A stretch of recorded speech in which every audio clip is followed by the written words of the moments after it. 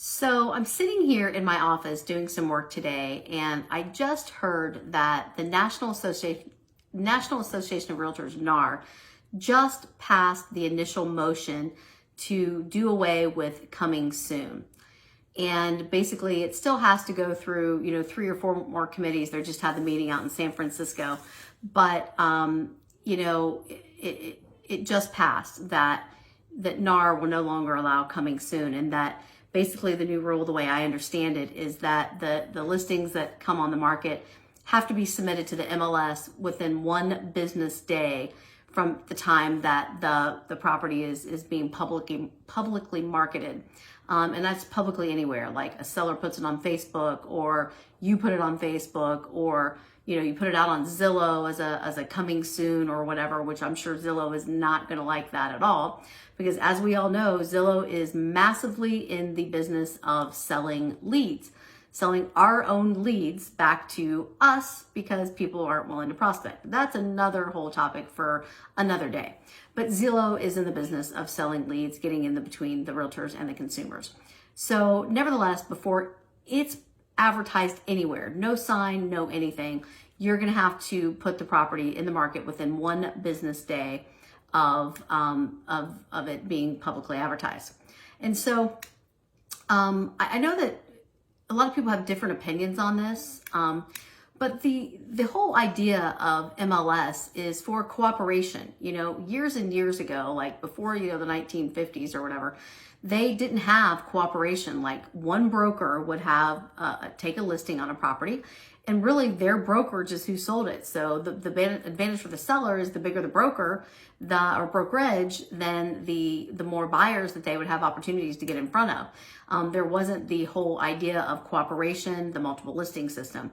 But if you take that to its true sense, it's good for both the buyers and sellers, because the sellers get more opportunities through working and networking with other brokerages, and now the internet. When I first started selling 30 years ago, we had these little tiny 2x2 like MLS that still looks like they do now, but in black and white in these books that we had to sell from.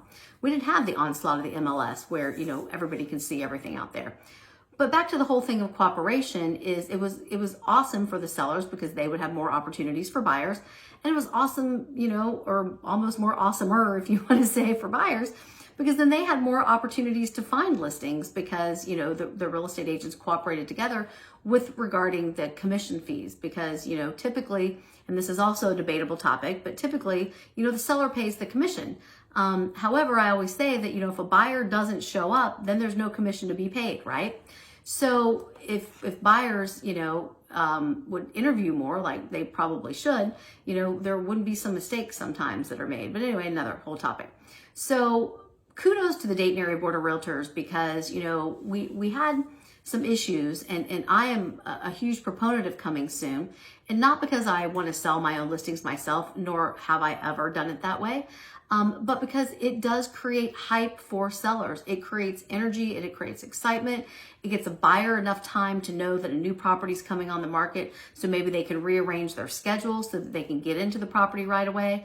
Because we saw what happened in spring. Like agents are trying to sell homes in 4 hours, which is also a dumb idea, because that doesn't give the property nearly enough time to have the exposure to all the buyers that may be wanting to write an offer to get either the seller better terms and conditions and or a better price, and the buyers to have an opportunity to even bid on it, right?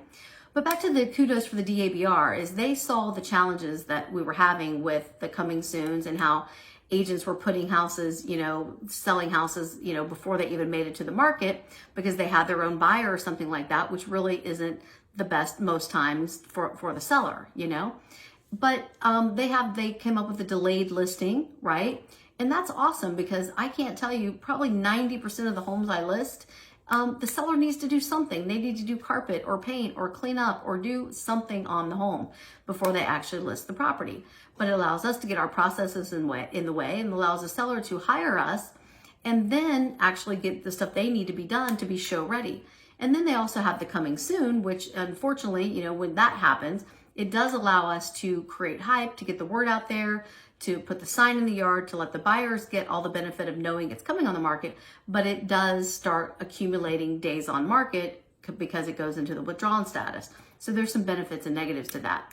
But what does this all come down to? You know, like, why does NAR, like our National Association of Realtors, that we pay to protect us and to protect the consumers, you know, realtors and consumers alike, this had to be a really big deal and to be totally mismanaged by our fellow peers, right? For them to have to step in and say, we can't put a sign out because there are so many people out there that are either, one, greedy, that they want to do, you know, little work and have, you know, get both sides of the commission. Too lazy, they want to do little work and they want to make, you know, one commission doubly off one sale, like both sides of it, so they don't have to take the buyer out, show them anything else. And three, it could be inexperience. You know, there's a ton of people in the real estate industry right now, and you know, the market's good, and so people pop in and pop out like, you know, I don't know, tulips pop up in the springtime. So that's unfortunately what really has led to our National Association of Realtors feeling that they needed to make a rule that the properties have to be in the MLS between one business day. So my understanding is it has to go through 3 more committees before it's ratified, and then also, you know, our board and, you know, the boards across the country are going to have to come up with basically their own, you know, ratification and plan. I think Dayton is ahead of the game on that, and I do think that that's awesome, and hopefully it still remains the same. However, you know, January 1 of 2020 is when this goes into effect. And my understanding is that May 1, was going to be March 1, but now it's May 1, is when actually they're going to start basically penalizing people for not following the rules.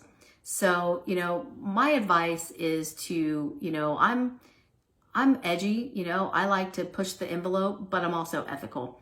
And, you know, it's important that you play nice with our peers. It's important that you educate a seller properly, that, you know, getting them more exposure gets them a better opportunity for more money or better terms on their house, and getting it more exposure gives more buyers an opportunity to even have an at-bat, so to speak, on the property. So, you know, things are changing, things are coming down the pike. So I just wanted to put this word out there and let you guys know that NAR did make the decision that there are no more coming soons. So sorry, Zillow. Anyway, thanks for watching. Hope you liked the information. If there's anything else we can talk on, if you have any questions, please feel free to get with us directly, and I'll be happy to give you my opinion. You know, thanks a lot.